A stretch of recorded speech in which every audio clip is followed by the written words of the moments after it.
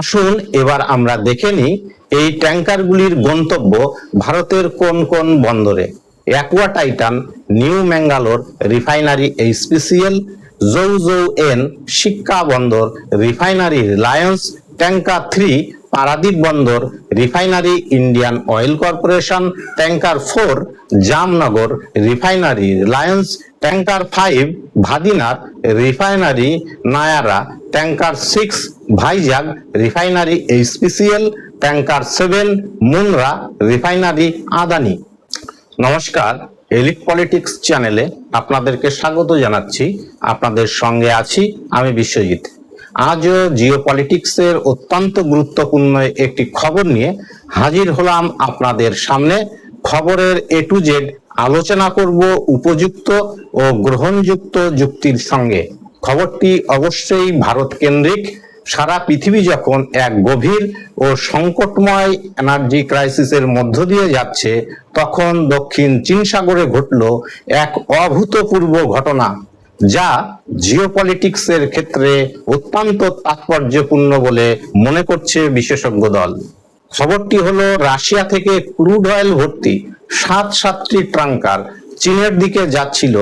তারা মালাক্কা স্টেটের কাছে রুট পরিবর্তন করে ভারতের অভিমুখে ধাবমান হচ্ছে, অর্থাৎ ভারতের দিকে আসছে।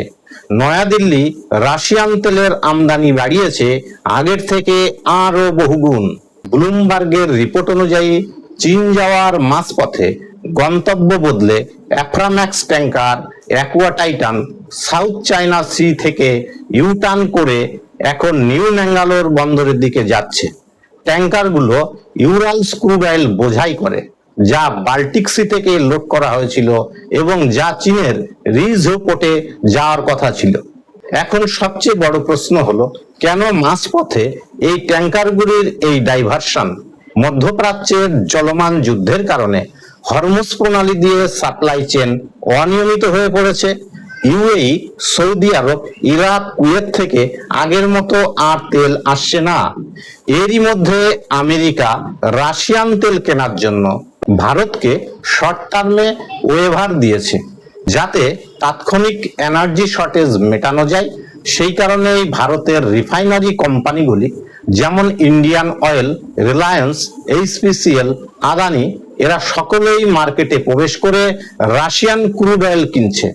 ভটেক্সার তথ্য অনুযায়ী এই 7টি ট্যাঙ্কারের কার্গো এখন ভারতের জন্য রিঅ্যাসাইন করা হয়েছে, তাই তারা সকলেই ভারতের বন্দর অভিমুখী। এখন প্রশ্ন, বিশেষ পরিস্থিতিতে মার্কিন ওয়েভারের সুযোগ নিয়ে ভারত কতটা ক্রুড অয়েল কিনছে? ব্লুমবার্গের এই রিপোর্ট অনুযায়ী মার্কিন ওয়েভারের পর মার্চের প্রথম সপ্তাহে প্রায় 30 মিলিয়ন ব্যারেল বা 3 কোটি ব্যারেল রাশিয়ান ক্রুড অয়েল কেনা হয়েছে, যার বড় অংশই কিনেছে ইন্ডিয়ান অয়েল, রিলায়েন্সের মতো বড় কোম্পানিগুলি। ফেব্রুয়ারির তুলনায় ইতিমধ্যেই রাশিয়ান তেল আমদানি 45 থেকে 50% বেড়েছে। ক্যাপলারের মতে মাস শেষে যা দৈনিক 40 মিলিয়ন ব্যারেল পর্যন্ত যেতে পারে। ব্লুমবার্গ ও অন্যান্য শিপ ট্র্যাকিং ডেটা অনুযায়ী নিশ্চিতভাবে 2টি ট্যাঙ্কারের নাম পাচ্ছি।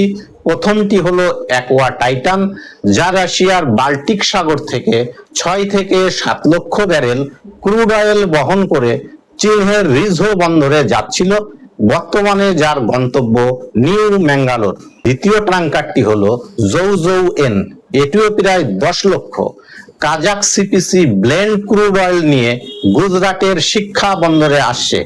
বাকিগুলোর নাম এখনো পাওয়া যায়নি, কারণ স্যাংশন এড়াতে শ্যাডো ফ্লিটের ব্যবহার, জাহাজের নাম ফ্ল্যাগ পরিবর্তন, ট্র্যাকিং সিগন্যাল বন্ধ রাখা এবং মালিকানা গোপন রাখা হয়। তাই ব্লুমবার্গ 1 থেকে 2টি জাহাজের নাম দেয়, বাকিগুলো এগ্রিগেট ডেটা হিসাবে উল্লেখ করে। এবার আসুন আমরা সংক্ষেপে জেনে নিই। আমি যে নামগুলো উচ্চারণ করলাম, ব্লুমবার্গ, ভর্টেক্সা, ক্যাপলার, এরা আন্তর্জাতিক সংস্থা যারা সমুদ্রে জাহাজের গতিবিধি ট্র্যাক করে এবং ডেটা সংরক্ষণ করে উন্নতি প্রযুক্তি ও একাধিক উৎস ব্যবহার করে। আসুন এবার আমরা দেখে নিই এই ট্যাঙ্কারগুলির গন্তব্য ভারতের কোন কোন বন্দরে। Aqua Titan New Mangalore refinery HPCL, জৌ এন শিক্ষা বন্দর রিফাইনারি রিলায়েন্স, ট্যাঙ্কার 3 পারাদ্বীপ বন্দর refinery Indian Oil Corporation, tanker 4 Jamnagar refinery Reliance, tanker 5 Vadinar refinery Nayara, tanker 6 Vizag refinery HPCL, tanker 7 Mundra refinery Adani. এবার আসুন দেখি সমগ্র প্রক্রিয়াটি কিভাবে ঘটলো। প্রতিটি জাহাজই চায়না ডেস্টিনেশন সেট করে রওনা হয়, মাঝপথে বায়ার চেঞ্জ হয়, এআইএস ডেস্টিনেশন আপডেট হয়, জাহাজ রুট ঘুরিয়ে ইন্ডিয়াতে আসতে থাকে। এটাকে বলে কার্গো রিরাউটিং বা ফ্লোটিং অয়েল ট্রেড। মাত্র এক সপ্তাহে ভারত প্রায় 30 মিলিয়ন ব্যারেল রাশিয়ান তেল কিনছে।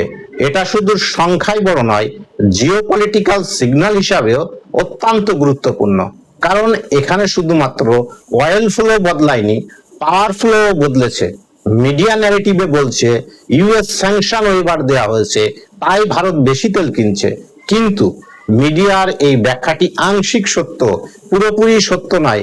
কারণ এই ওয়েবার শুধুমাত্র ভারতের জন্য নয়, পুরো বিশ্বের জন্যই খোলা হয়েছে।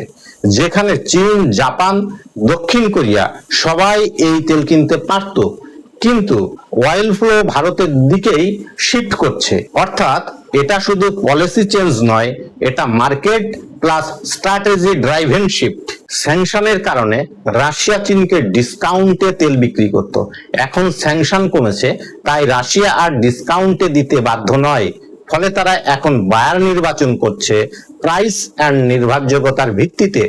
ভারত এখানে হায়ার প্রাইসে অ্যাগ্রেসিভ বিডিং করেছে। ভারতের এই ফার্স্ট মুভার অ্যাডভান্টেজই বর্তমানে ভারতের প্রকৃত আর্থিক ও জিওপলিটিক্যাল শক্তিকে প্রদর্শন করছে। জিওপলিটিক্সে speed itself a leverage. Bharat দ্রুত decision, existing trade network, ready refinery system থাকার ফলে আলোর গতিতে ডিল এক্সিকিউশন করেছে। ইন্ডিয়া এখানে প্যাসিভ অ্যাক্টর নয়, অ্যাক্টিভ শেপার হয়ে উঠেছে। সুযোগ নিয়ে সিস্টেমে প্রবেশ করছে এবং পজিশনকে আপগ্রেড করছে। এই পুরো ঘটনায় ইন্ডিয়ার ঘোষিত লক্ষ্য হচ্ছে এনার্জি সাপ্লাই, কিন্তু আসল খেলা হচ্ছে ফিউচার পাওয়ার অ্যালাইনমেন্ট।